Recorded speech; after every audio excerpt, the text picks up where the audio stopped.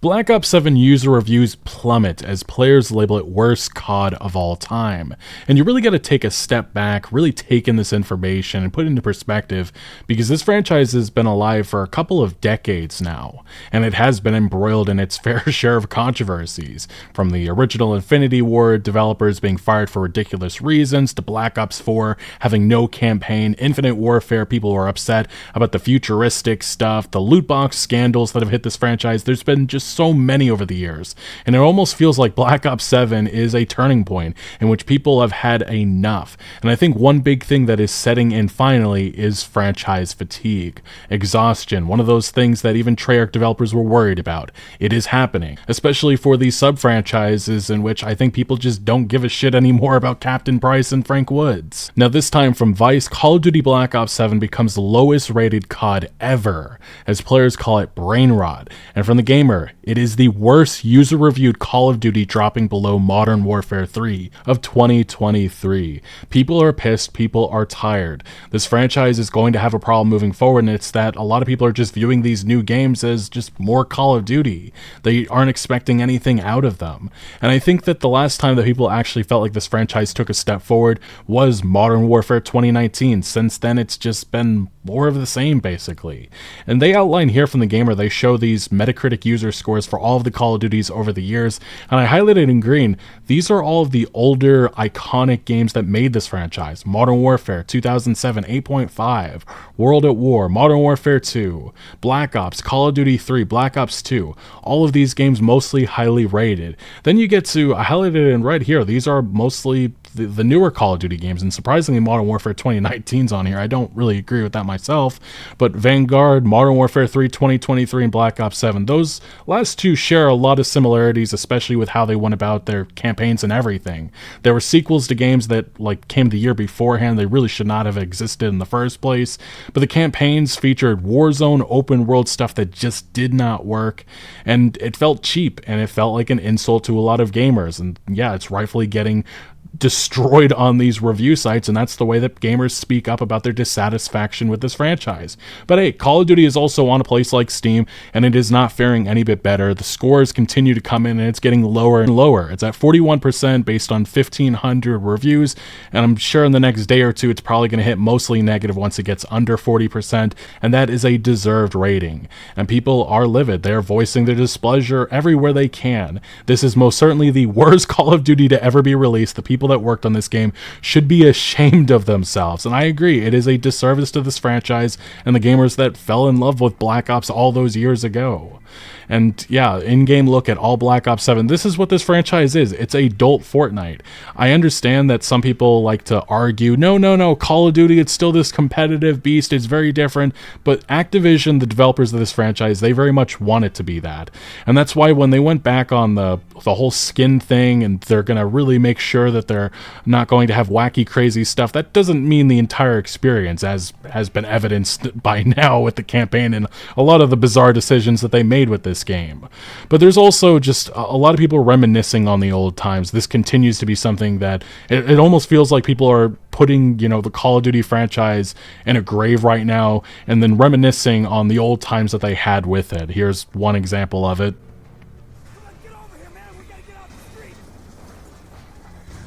It's like just scenes like this. You feel the soul in this.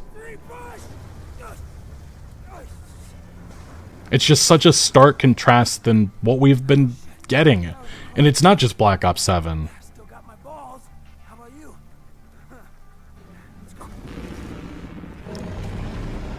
Yeah. And then we get Kaiju Harper, which there's no way of defending this. It is horrible. It is just downright horrible content. Some of the worst this franchise has ever produced. And look, Call of Duty is also, besides the AI controversy that has been emerging, in which you have US lawmakers now speaking out against Activision and Call of Duty and how they've gone about it, there's also accusations now emerging that they're just blatantly stealing stuff. And the thing is, people can't tell the difference if this is AI or not. This is from Battle Los Angeles. If you remember that movie, it was all right. And you have the tank right here, and this is an actual cutscene in Black Ops 7. it's quite obvious that some people are saying this may have just been an homage. I don't think so. I think they just stole this or fed it into an AI machine, and this is what it spit out to them. And I think that really shows the problem with this franchise. We can't tell what's AI and what's not because it just feels so soulless, and this franchise feels so creatively bankrupt. And it's not even just stuff like this. People are talking about the Demogorgon plant mutant thing that we end up facing in the campaign. They're accusing Activision and the developers behind this of stealing it from a mobile game, but the thing is, it's a common thing with so many different franchises, and it's played out. That's the best way to say it. And that's why when people say like, oh, this mystery, this wackiness that they leaned into, I can understand why they did that. It's just the fact that, in my opinion, it doesn't feel original or organic, especially for this Black Ops franchise. If this was something, it's in of its own self and it was marketed differently, maybe I feel a little bit differently, but it wasn't that.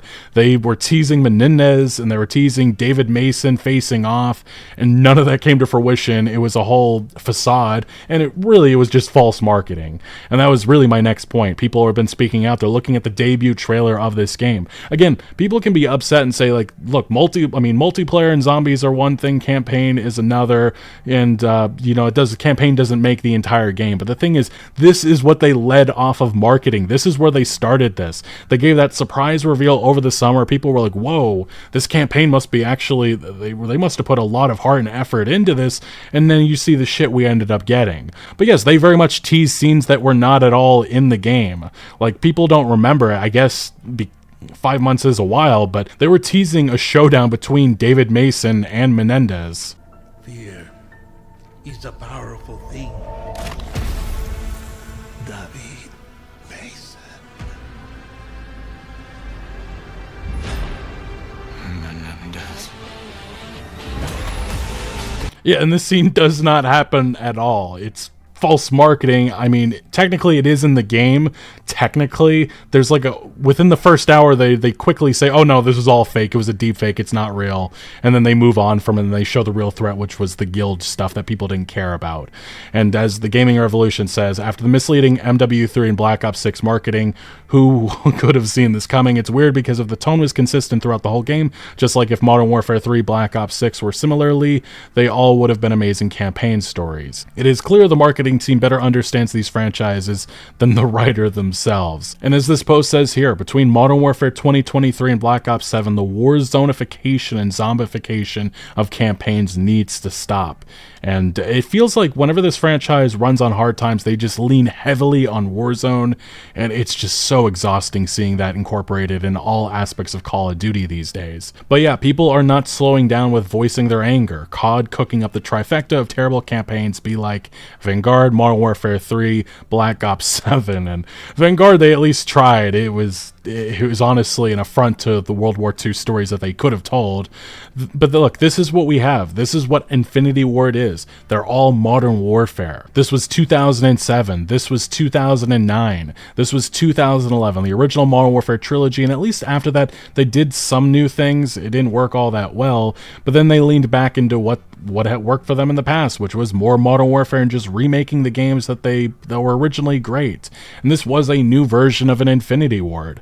We got this in 2019, 2022, 2023, and yes, Modern Warfare 4 is the next entry. We'll talk about that more in a second, but 7 games since 2007 we're going to have with this Modern Warfare franchise, and it's played out. I am kind of tired of seeing John Price and Soap and so on in these characters. This sub-franchise just needs to end at this point. And even Black Ops, say what you will, this is another one. Call of Duty World at War, I don't know if you really can count that. It's more of a spiritual successor to Black Ops. But yeah, Black Ops 2010, 2012, 2015, 2018, 2020, 2024, 2025. It's time to let the Black Ops franchise rest. This franchise has so many different settings, so many different things that they could take on, but they're not taking those chances. And I do think a lot of that is because of fucking Warzone. And as one user said, he was trying to defend the campaign or give the counter argument. He said, how many war stories can you tell every year since 2003 without getting repetitive and bland? They've been telling only 2 stories. It's the Modern Warfare franchise, then they're remaking it with a worse version of the original story, and honestly, they're dragging that out. And then you also have Black Ops, which is on fucking releasing entry number 7, and that story's been played out, and people are tired of those characters. It's honestly gotten so exhausting that they're telling the same war stories. There's so many more things that they could be doing. There's so many different settings, and hey, I'll give credit, some of these developers over the years, they have tried to do that. There was a Vietnam, Call of Duty third-person shooter they were making years ago. That ended up getting canceled. They even tried going all the way back to the Roman times. That was canceled by Activision because they felt it was too disconnected from the franchise's identity, because yes, I guess it has to be guns no matter what. And look, there's so many different settings. The Korean War, I'd love to see a game like that, but probably not going to happen because of politics. Same thing with probably the Civil War, but I think that one, because of the weaponry, they probably wouldn't do that. But hey, if you want to do some wacky shit, do an alt history, post-World War II, or even steampunk, you can ground that in certain ways and make it work. This franchise lacks so much fucking creativity at this point, and it's suffering because of it. And this is Black Ops 7 as it stands. It had a launch of under 100,000 players. And on social media this last week or so, it's been endless debates amongst the Call of Duty fan base saying, no, you're not incorporating Game Pass. No, you're not incorporating these other platforms. These numbers are actually good. And if, like you said, you can look at all the comparisons all you want, it's a downward spiral right now we're seeing. Even Modern Warfare 2023, which was the last game that got heavily mocked, still had a launch of almost 200,000 players. This one just cracked just barely over 100,000. That's horrible. That is a horrible launch for this franchise. And another place that we're finally getting data, actual sales numbers, and this is silencing a lot of these Call of Duty fanboys, it's the fact that, yes, some of these UK retail launch sales are showing that it is down 61% year over year. And I get it, retail doesn't matter as much anymore, but last year, this franchise was selling record numbers. This year, 61% lower than Black Ops 6 sales. And that shows you that people are losing interest in this sub-franchise and Call of Duty period. And especially when there's better options on the market, such as Arc Raiders and Battlefield 6, this spells trouble for Activision, a company that was saying just a couple of months ago behind the scenes that they weren't worried about any of this competition because Call of Duty is too big to fail. I definitely think that they are sweating right now. And look, this is another thing. Activision did release a statement about Black Ops 7, and it's very interesting the wording that they went with, because they had their congratulations right here, but this is where it gets interesting. Across opening weekend, we've seen a great response to quality and depth of gameplay in Black Ops 7. That paragraph right there, or that sentence right there, rather striking, because in years past they have said something very different. And this was pointed out by Nero Cinema, another Call of Duty YouTuber. This was Modern Warfare 2. Thank you. And then they give a little bit of a thank you to the Call of Duty community, but they highlight the #1 Call of Duty launch of all time, and we're just getting started. Then we get Modern Warfare 3, which followed the year after. And again, they highlight the fact that it reached new Modern Warfare engagement records. And then we go to Black Ops 6 last year, #1 total players, #1 hours played, #1 total matches. In the first 30 days from launch, together you made Black Ops 6 the biggest launch Call of Duty ever. And then this time around, what they're saying about this Black Ops 7, we've seen a great response. That's what they're going with, which shows that they don't have much to say about anything with highlighting of this experience in terms of numbers. And that tells you things are not going well for Black Ops 7. And I don't believe for a second that this is a Black Ops problem. This is a Call of Duty problem that's only going to be further exacerbated next year when they're competing against Grand Theft Auto fucking 6 in the holiday season. That is just a horrific trajectory for this franchise, and you need to understand Activision, Microsoft so badly need Call of Duty to have good numbers. Last year we heard Black Ops 6 was not up to par. That's why we saw the increases with Game Pass. I can only imagine what's going to happen with Black Ops 7, and that's not even just with our consumer perspective, but also developers, if there could be layoffs because of this. It just shows you the incompetency that's happening behind the scenes, and also the problem of having back-to-back launches and these developers are rushing. This is one of the things I was hoping was going to change once Microsoft took over, but it has been business as usual, and you have 15 fucking studios working on this franchise, and there's no time to breathe at all. And that's why the product overall is suffering for it. And that's why we're not going to be getting iconic moments like this, even in the next Call of Duty campaign. I'm sure we're not going to have just little moments like this.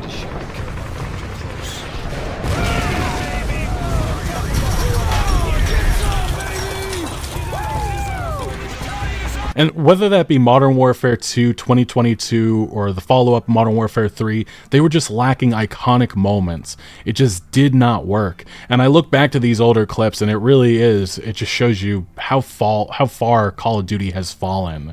Another example of it, again, Whiskey Hotel. It's just iconic places, iconic moments. And they've been chugging the Modern Warfare franchise along, and they're so far behind because they're trying to milk it out. And that's just crazy to me, because the trilogy accomplished so much within those 3 games, and they've barely accomplished that much in the last 3 of these newer installments. Like, just iconic moments, iconic locations.